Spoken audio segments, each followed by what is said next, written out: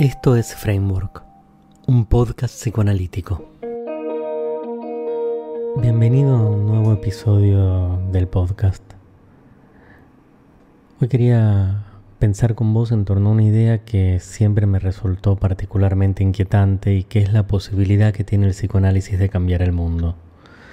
Si bien el modelo esquemático que te voy a presentar ahora está basado en dos teorías y una idea, me parece que es suficientemente interesante y elocuente como para favorecer que podamos pensar en esos términos. No sé si da para hacer un experimento a nivel global. Es más, se me ocurren muchos países en donde el psicoanálisis es particularmente frecuente que no pasarían la prueba, pero vale la pena pensarlo.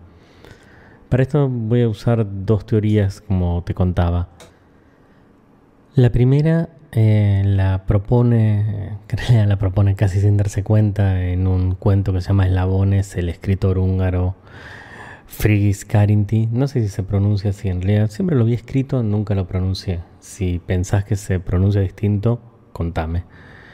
En 1929, que es la que se conoció muchos años después gracias a un experimento propuesto por Milgram, el de los experimentos, el de obediencia a la autoridad, ese mismo, como la teoría de los 6 grados de separación. Es una teoría que prendió mucho no solo en la psicología, sino en la sociología norteamericana, y que consiste en la idea de que todas las personas del mundo, los 8.000 millones de personas que somos a esta altura de la historia de la humanidad, estamos separados por otra persona por como máximo 6 personas. Cada persona es un grado de separación. Por ejemplo, yo estoy separado de un paciente por 0 grados de separación porque no tenemos nada, nos conocemos de manera directa. Estoy separado por un familiar de mi paciente por 1 grado de separación que sería mi paciente. Estoy separado por un amigo del familiar de mi paciente por 2 grados de separación. Mi paciente, el familiar de mi paciente, el amigo. Y así ad infinitum. Ustedes piensen a cuántos grados de separación están, por ejemplo, de alguien que conoce a un presidente de un país. Seguramente ese presidente del país conoce al presidente de otro país, con lo cual no es tan raro pensar en términos de grados de separación. No es tan extraño, y cuanto más uno lo empieza a pensar, más frecuente es.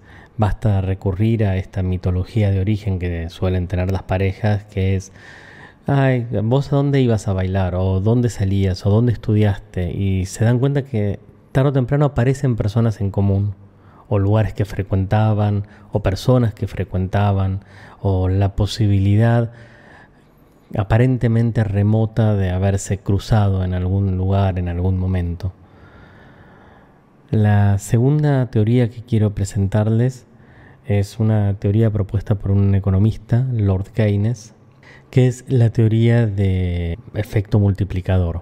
Es básicamente la que sirvió para salir adelante de la gran crisis de posguerra, en donde Keynes decía que sería una solución para la recesión de Estados Unidos contratar a la mitad de los obreros para tapar el Gran Cañón del Colorado y contratar a la otra mitad de los obreros para destapar el Gran Cañón del Colorado. Puede parecer trivial el ejemplo, pero lo que subyacía era que si el Estado contrataba a la mitad de los obreros, esos obreros iban a tener un salario. Con ese salario iban a poder consumir. Para consumir había que producir esos bienes o servicios o productos que este obrero empleado con salario iba a necesitar consumir, con lo cual las fábricas iban a tener que abrir y ponerse a producir. Para producir iban a tener que contratar más obreros que a su vez iban a estar empleados. Es decir, que se producía un efecto multiplicador en esta especie de proliferación de círculo virtuoso económico.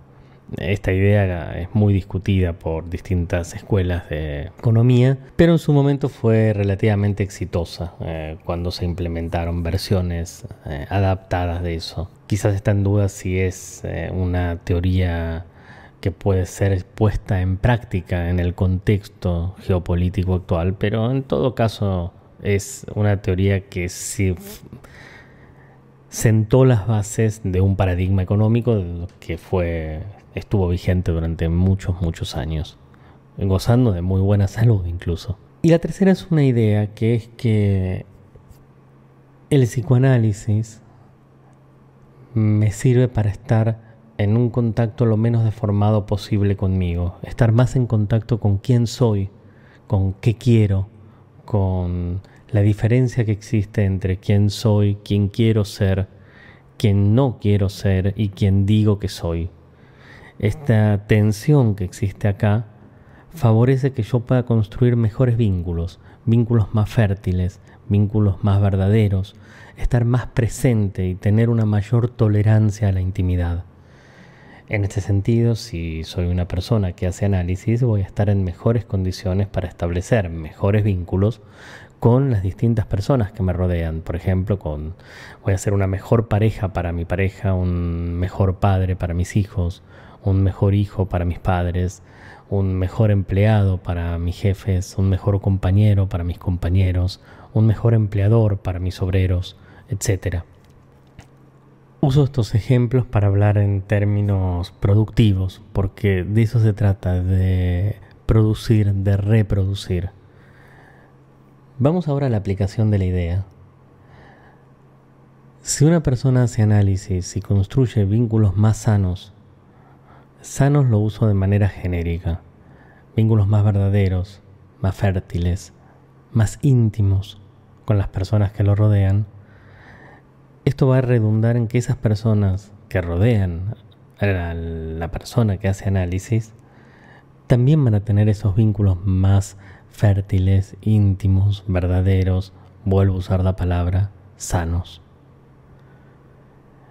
Si a esto aplicamos el efecto multiplicador, cuantas más personas hagan análisis y con más personas construyan vínculos, mayor efecto multiplicador va a tener el análisis que haga una persona, ese análisis que esa persona en particular hace con su analista en el consultorio.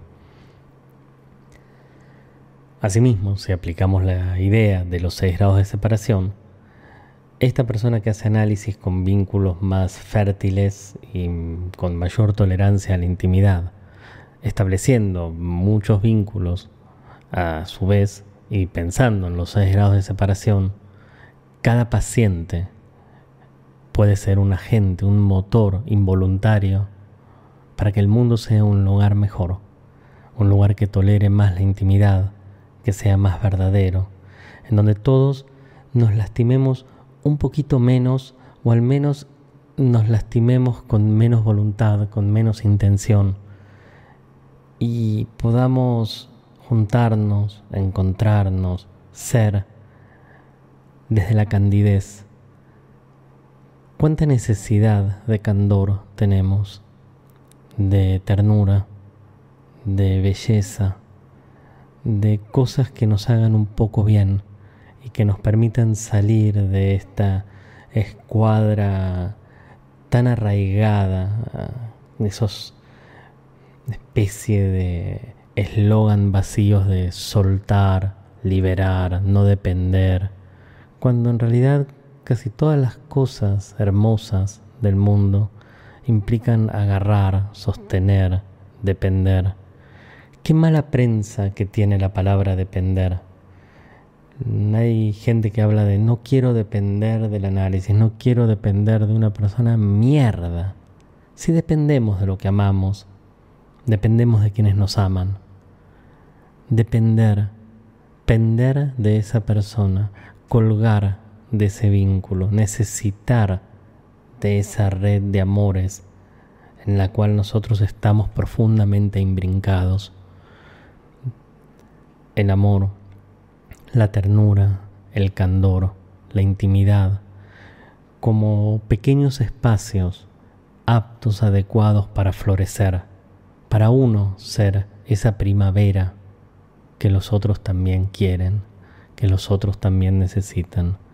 Como veíamos en episodios anteriores de esta temporada, Qué difícil es encontrar personas que se alegren por nuestro bienestar. Qué difícil es alegrarnos por el bienestar de otros. Si lográramos realmente producir análisis con nuestros pacientes y lograr que nuestros analistas produzcan con nosotros análisis más fértiles y fructuosos y profundos, y fuéramos capaces de aumentar nuestra área de vibrancia para tolerar de otra manera la intimidad, quizás, solo quizás, el mundo, este mundo tólstico de guerra y paz en que estamos, puede ser de a poquito un lugar un poco menos frío, un lugar un poco más hermoso en el que sentarse a amar la vida.